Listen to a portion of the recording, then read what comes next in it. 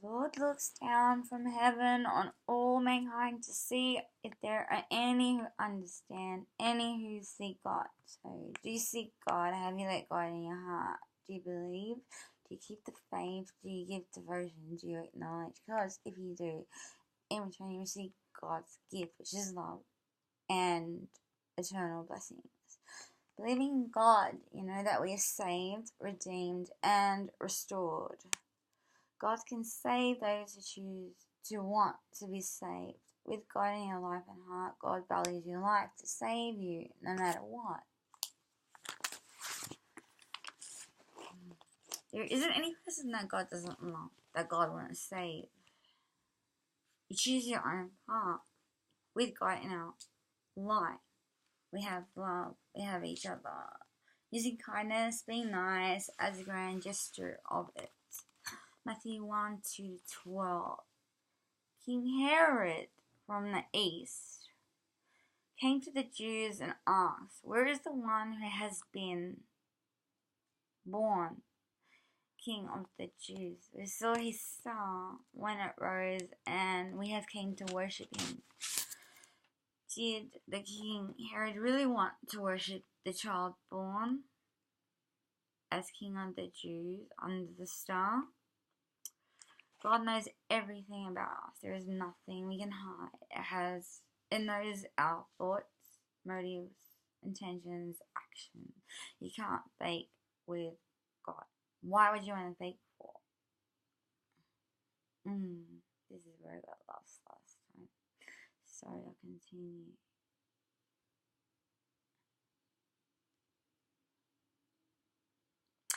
Take my sister, for example. My sister, for example, she has been trying to kill me my whole life when I was young. But it hasn't. I'm still here, thankfully. People care. People often fake with greed, money, total even this right time. Someone just for shit. It's not right. People can pretend to love you, pretend to care for you, pretend to be nice or be sly, and it's really annoying when they're like that because you just don't like it. I don't anyway. I bet you don't. Not real people, you know that, right? But I guess you always see the real person in the end, right? What people truly are to you, and then you make your decision, right? I'm totally off topic because I'm so topic talking off the top of my head because I have no idea what I wrote. But you know what I mean. You can't fake nothing. But you know what? If you're fake to anyone, I think the real you does come out eventually, doesn't it? The truth always comes out, right? So it must. People always will be seen for what they are, even when they try to hide it. Faking like that. The prophet written, "But you, Bethlehem, in the Lord of Judah, the rulers of Judah, for out of you will come a ruler who will shepherd my people of Israel." Of course, talking about the born child Jesus that was born, right? Well, King Herod's point is fake. You get to see that. He doesn't care about the born child. He doesn't want to worship the child. He doesn't have good intentions.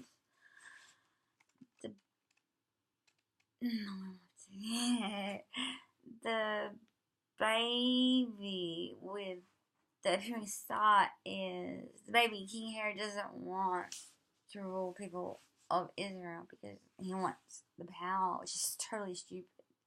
It's amazing how power makes people evil, makes them affect and clouds someone's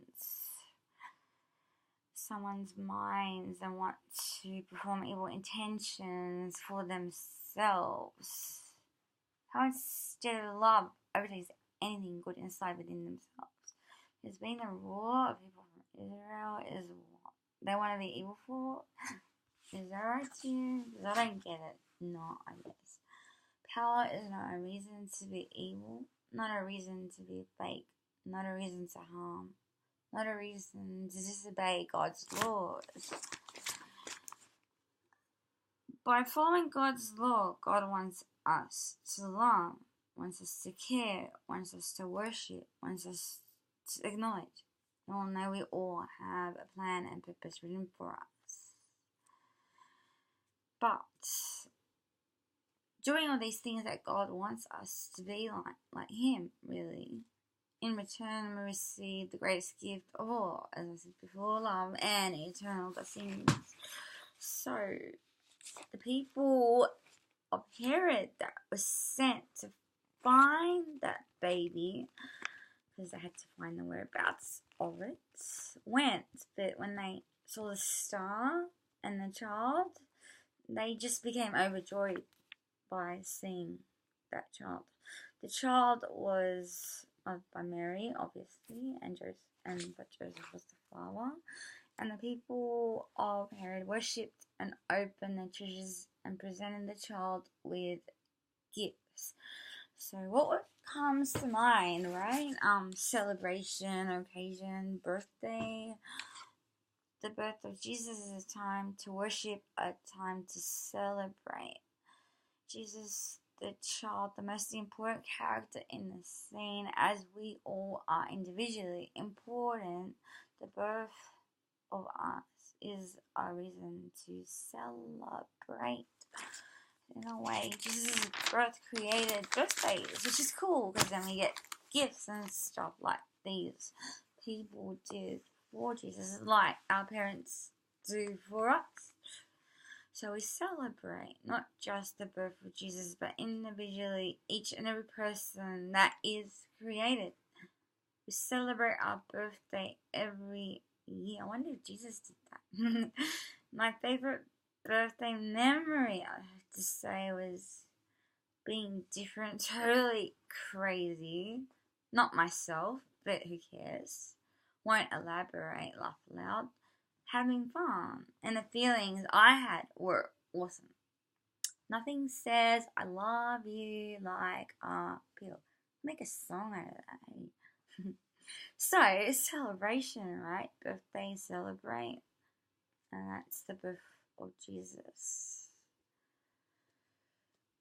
God doesn't judge us, you know that. He invented celebrations and he invented a whole lot of other stuff that shouldn't exist, so it can't be wrong or evil to do, right? If it makes us enjoy ourselves, there should be really no judgment in there. I don't see why. You can't knock something until you try it, really.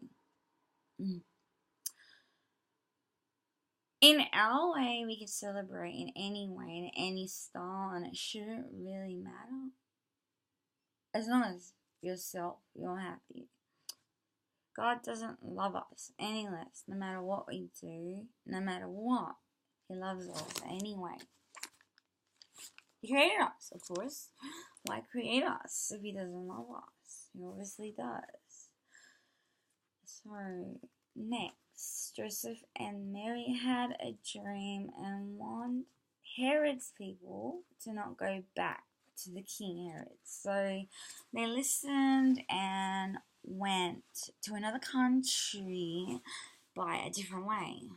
God's got a way of being there, hasn't he? He's got a way of being there for us. Because he loves us. Because he loves us, he protects us. He keeps us safe. And that's proof that he loves us. Because I wouldn't still be here if he didn't love me, so I'm lucky, right? He obviously loves everybody else. He finds a way to help people that need it.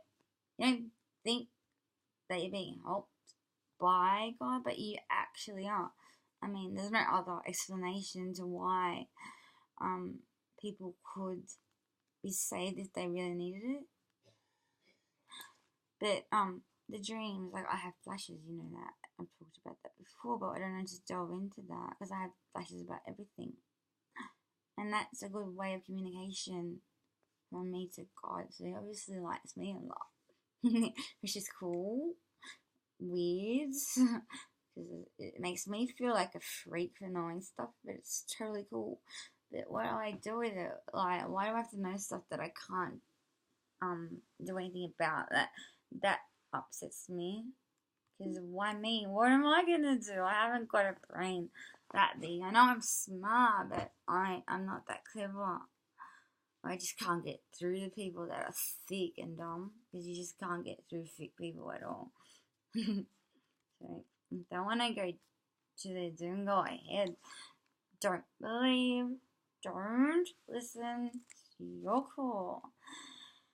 Anyway, the dream to Joseph and Mary for the dream of to Joseph and Mary for the warning of his people to leave, not go back, was to save those people, probably because they weren't meant to like the child. They weren't meant to make it a celebration about that child, because it was really one dead, and it was just really one of the whereabouts. If they were to tell him that, he'd probably lose it because he wants that kid dead. So he'd probably wipe those people out to make that kid important. So that protects them, but at the same time, the dream helped everyone and kept evil away, not from just Herod's people, but from Mother Mary and Joseph, as well as the child Jesus. So that king didn't get to know its whereabouts, so there was no harm to them, as that king wanted. The dream prevents evil and saves us from evil happening. And evil should never happen, but it happens. But knowing that God is with us and can communicate with us the way He does, because it does, He's able to warn us and He's able to prevent it, which is really, really awesome. It's proof He loves us. He makes us feel important when you feel that you don't. He's there and He helps. Believe it or not, He does. You just gotta believe, right? He knows when you need Him, and I know it for facts. Evil tries and tries, to bother my life. It doesn't bother me, it doesn't upset me. I'm not happy anyway. I'm not affected even. Always happy. You know why? I know that I'm loved by God, obviously loved by God. I'm accepted by God in every single way that I am. And it doesn't matter what I am, or who I am, or what I do. It's not your occupation that they love, it's you. And I know that I'm safe and protected and that He's there. Every time I know that I need it to be there, it is there.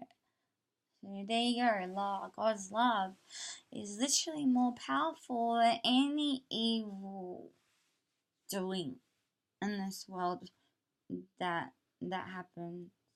They can't outdo it. I believe that.